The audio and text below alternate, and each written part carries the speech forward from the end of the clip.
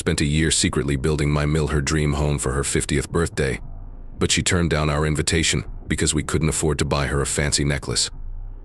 I love my mom, Judith, F50, very much. She is a wonderful person. Because of how out of character this is for her, I've come to Reddit to vent and get help. To begin, I'd like to say this. My 31-year-old husband Arthur and I got married 3 years ago. I'm happy because my marriage is stable, loving, and full of joy. To get a better idea of what happened, it's important to know about his family background. My mill, Judith, had Arthur when she was only 18 years old. Her parents didn't help her much, and because she got pregnant before she was married, she was rejected by both her family and the community. Arthur's actual father suddenly left 5 months into the pregnancy, saying he wasn't ready. That didn't touch my mill. She took care of Arthur by herself, did odd jobs, and asked friends to help. I'm always amazed by how strong and admirable she is.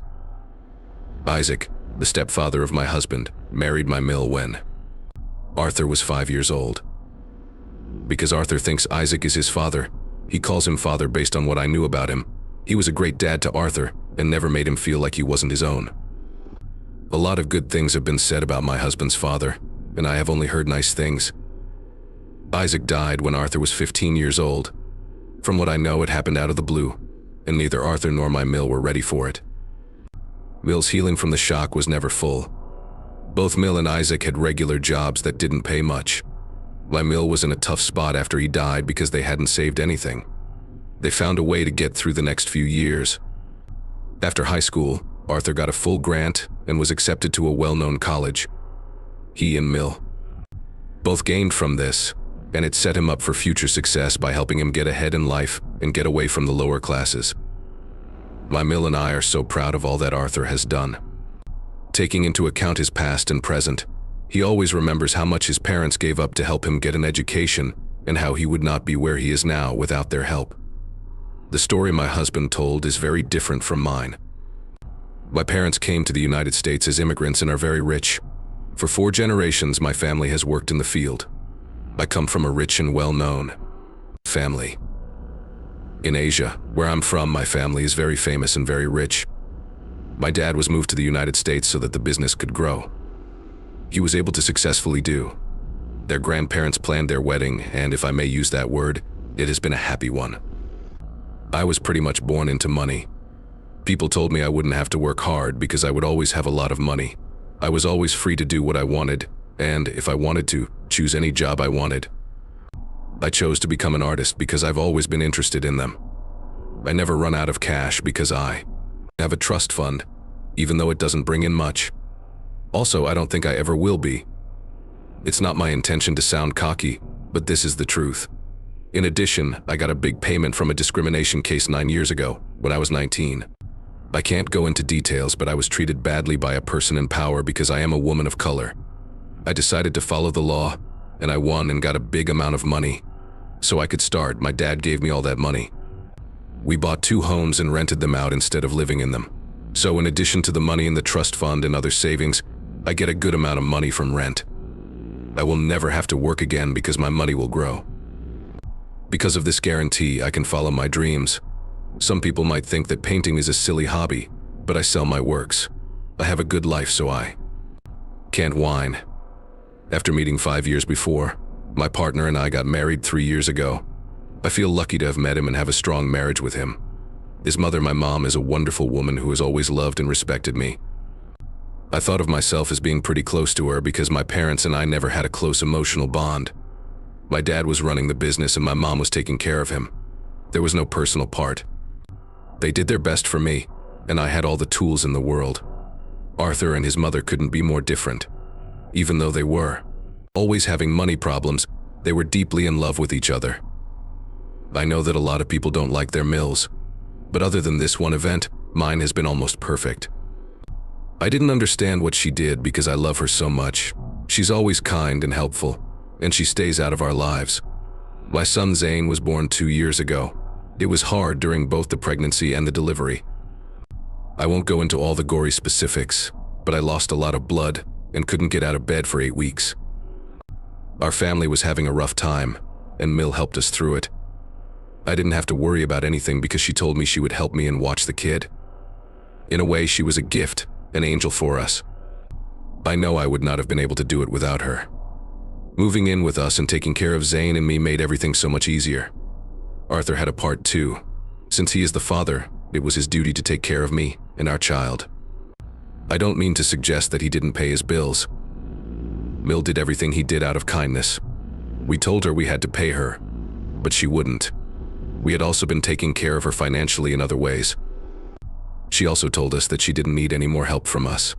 To put things in perspective, Arthur has been giving her money and paying some of her bills every month since he started working. I understood that he cared about this and that it was his way of thanking his mother. And I have always understood how he felt. He and I gave her more money after we got married than Arthur had given her before. This let her save a lot of money, follow her hobbies, and buy herself any luxury she wanted. We did what we did because we thought it was right, and she never asked for any money. Even though Arthur works in the traditional sense, I make more money in the marriage because I come from more money. Several people told me before we got married that my husband was getting me for the money, but I know him well enough to vouch for his intentions. He has never taken my money, and I have no reason to doubt him. This is another reason why I don't mind spending money on Mill. She was also very helpful to me after Zane was born. There was now nothing to be afraid of. She never asked for any money, and I want to make that clear. The money kept coming in. She did start to crack a few jokes here and there, though. She would soon be able to retire because her son had married into a rich family. Or that she could start a TikTok with me and quickly become one of those rich Mills. I thought it was harmless things said in fun. That's how I saw it too. The way she said it was always funny, and she never showed that she wanted more, so I thought she was joking. I really didn't care if she was. She is a family member of mine. I have cash on hand in case she needs it. If she asked, I'd give her money. She didn't seem to deserve it, and she never asked. A few jokes were told here and there, but only among the four of us or close family members. So it never made anyone think twice, and I never really gave it much thought. We need to talk about the issue.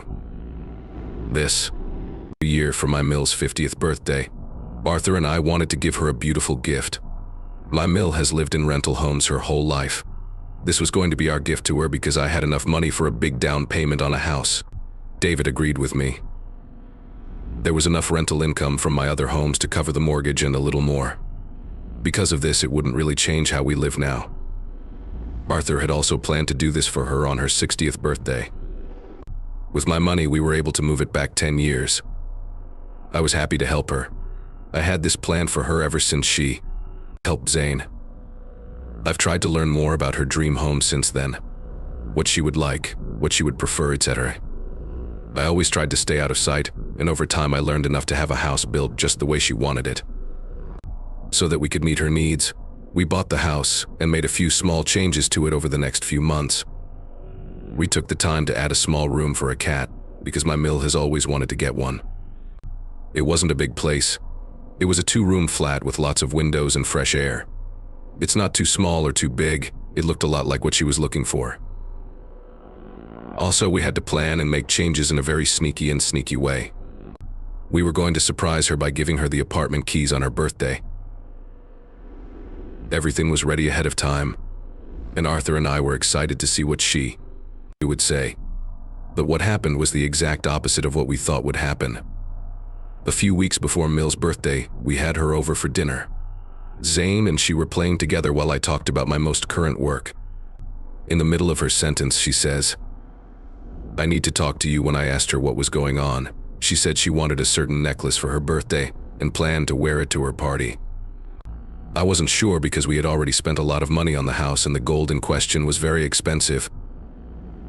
I couldn't say no, so I told her I would get her that necklace right away. She was clearly mad when I told her that, which is not at all like her. She didn't say much at the time, but I knew she had given me a mean look. She left after a while because things were getting awkward. As soon as she left, I told Arthur what had happened, besides having to tell her we had something else for her. He said I would also have to tell her we couldn't get her the necklace. In order to see if things got better, I chose to wait a few days. I didn't have to text her to tell her I wasn't going to give her the necklace if she didn't ask for it again. Mill texted about 4 or 5 days after the event, From what the text said, the necklace was the only thing she had ever asked for from us, and she really wanted us to give it to her. I told her that Arthur and I were sorry we couldn't get her the necklace because we had already bought her a gift. I knew she wanted it. We knew she would love the gift we bought for her, and we would give it to her in a few days. I tried to be as nice as I could in the text because I didn't want her to think that we weren't interested in giving her a gift. I didn't want to talk to her because I thought she was upset that she didn't answer the text. That next thing that happened blew my mind. The next day, she went on a long rant on Facebook, telling me that she only had one wish for me and that she couldn't believe her child didn't appreciate her. Even though I had the money and had been taking advantage of her for years, I still wouldn't give her a small gift she would like. The post even called me a rich, haughty, and snotty jerk, which is not at all true about me or my personality. I wasn't aware of the post until almost all of my family had seen it. Since I don't use Facebook. A family member of Arthur sent us the link, and I was sickened by the mean things she was writing. She ruined my name in front of my whole family, which was not like her at all. In her post, she only said bad things about me, even though Arthur and I had both told her that we couldn't give her the gifts she wanted. There was even talk that I had an effect on Arthur and that I used my money to trick him. I felt awful that she would even think about writing about me. It was a stupid show. Arthur tried to make me feel better, but I just couldn't stop crying. He said he would talk to her and ask her to take down the post if that made me feel better. When he called her, he told her to take down the post and reassured her that we were still giving her something, even though it wasn't the gold she had asked for. But during the call, she got even meaner and more angry, and she repeated what she had already said. It seemed like Arthur was talking to a deadly snake because she wouldn't listen to him. She said she would never talk to a mean person like me again and wouldn't take down the Facebook post. It was her promise that she would never help us or do any of our chores. Overall, the call was totally pointless and made things worse. I was also kicked out of her birthday party because of it. Arthur stopped the call when he saw that talking to her was no longer helpful. I was awful for a few days, and Arthur did everything he could to help me. He wouldn't answer his mom's calls because he was mad at her. When I asked him what we were going to do, he always told me to let him handle everything and not worry about what might happen. When it was her birthday, everything came to a head. Arthur didn't bring a present to the birthday party. He said that Mill was friends with him, but that things were still very tense between them. Arthur just hung out with other people because so many of her family and friends were there. Most people, though, avoided him because I think they had all seen the Facebook post. At the end of the party, Mill was going to open her gifts. Arthur got up and told her he had something to say before she could go on. He told her he was thankful to have a mother like her and that her sacrifices and hard work when he was young had made him who he is today. He said that ever since he got a job, he had done everything he could to be a good son. He even sent her money every month. Before going to the party, he told me that he was going to say this, and I begged him to lower his voice. He insisted, though, that he was free to tell his story if Mill told hers.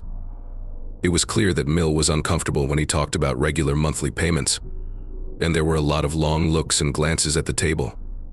He went on to say that he felt bad for his mother's stupidity because she didn't know that he and I had spent almost a year building her a house so she could own her own home and retire early. His PowerPoint show of the whole house with all the rooms, the yard, and other parts was shown on the screen for everyone at the party. He also said he couldn't believe Mill was ready to give up everything for a necklace, even though he and I had told her many times that we had something planned for her.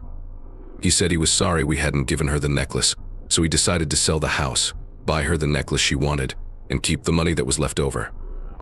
At the end of his long speech, Mill was crying, and everyone else was judging her for what she did.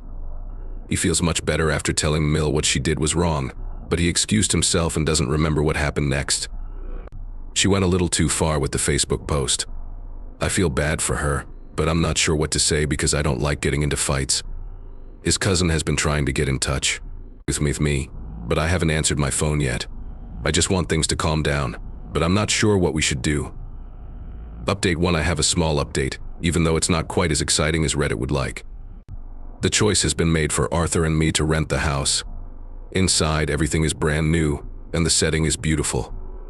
We also made sure there would be no problems for the Mill. There is no doubt in my mind that this house can bring in a lot of money, and provide us with a steady source of income. We put the place on the market 2 days ago, and already we've had some questions. We want good renters who won't cause any issues, so we'll be very careful about who we rent it to. My mill hasn't gotten back to us yet, and I don't think she will. The shame and humiliation she has been through in public will change her forever. Because of how she treated me, Arthur was mad at her. Even though I told him to be nice to her and maybe even tell her in private, he said that he would do the same thing she did, which was to make everything public and say bad things about me on social media. He even told her she should be glad he did it with friends instead of on social media where everyone could see it. His cousins have talked to him. Many of them have told us we ruined a special birthday by making a big deal out of it. But another part of the text agrees with us and says she should have known what she had lost because she was selfish and greedy. I don't have the energy to deal with this drama that has turned into a volcano for no reason, so I don't pay much attention to these texts. I just want to stay away from everything. I know that's not possible though. We will finally get a message from my mill. I only hope it won't last too long. She has to be a part of Zane's life. She has helped him and been a good grandmother to him since he was born. So, this deadlock has to end at some point. Before I'm ready to take care of everything again, I just want to find some peace and quiet. I read all of your comments, and the second update was very helpful. I don't like getting into fights or losing touch with people I care about, so I've never liked arguments. Reddit helped me see that Arthur did the right thing, even though it messed up my mill's birthday. My friends and I have gone out of our way to make sure she has a nice and easy life, even though we don't owe her anything.